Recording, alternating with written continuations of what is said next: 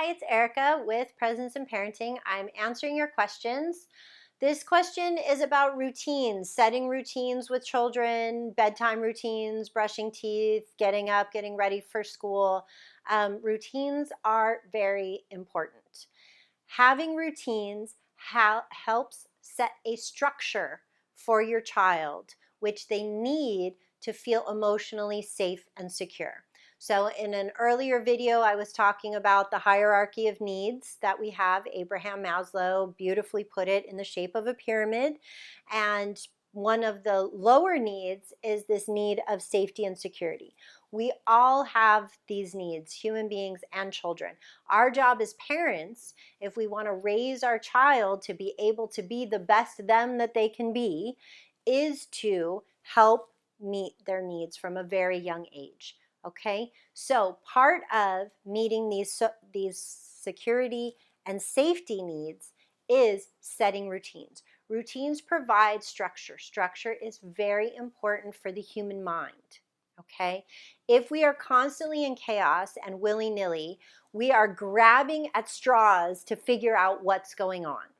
All right, we also don't want to be over structured and everything fits in this tight little box, because then there's no room for creativity, for play, for imagination, for relaxing, for a lot of things that we also need as human beings. So we want to set structure, but we don't want to be over structured. The way to set structure in a great way for kids starting very young, babies, you're going to start with routines. What is our bedtime routine? What is our bath time routine? What is our dinner routine? What is our waking up routine? These are very important, and I want you to think about, number one, what would work for you? Because if you're going to devise a routine that you think is going to be so great for your child, but you're not able to sustain it night after night after night after night, it becomes too hard for you, it takes too long, et cetera, et cetera, et cetera. That's not going to be helpful for your child, because guess what? The structure is going to start to fall apart, or there's going to be all of this attitude and frustration coming into the structure. And again, it's going to fall apart, because then they're going to resist doing the routine because you're having feelings about it that they're not understanding, and all kinds of things are going to happen. So first and foremost, when you're thinking of routines, make it a routine that you're going to be able to live with. Okay? Then think about what is going to be the order of the routine that's going to be best for my child. So I just had somebody in my office the other day asking me about this, and what they were saying was that they were giving it was a 5-year-old, I believe, they were giving their child a choice of whether they were going to brush teeth first and then put on their pajamas, or if they were going to put on their pajamas first and then brush teeth. And the child came up with this whole kind of backwards way of doing the routine of, well, let's read a book first, and then I'm going to brush my teeth, and then I'm going to put on my pajamas and go to bed. Where the routine that had previously been working for them was that they were going to put on their pajamas, brush their teeth, read a book, and then go to bed. But they wanted to try and foster their child's autonomy, and so they were evaluating, how does this work for you?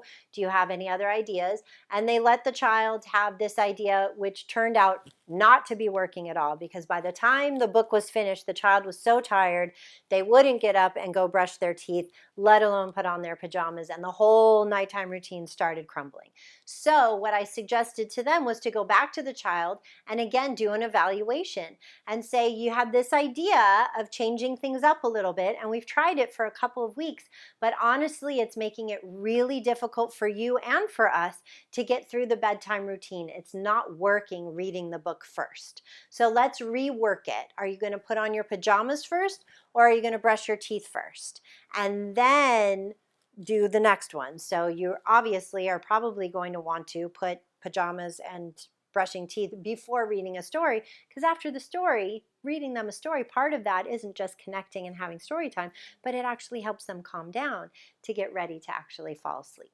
Okay, so that's just one example brought to life with an example that was brought into my office, and I hope that it sheds light on how important routines are for kids and how you can start implementing successful routines by first thinking about what's going to work for you and then thinking about how it's going to work for your child so that it works for both of you, and you as the parent can remain consistent, because that's going to be the important part of our routines. Setting structure, helping us feel emotionally safe and secure.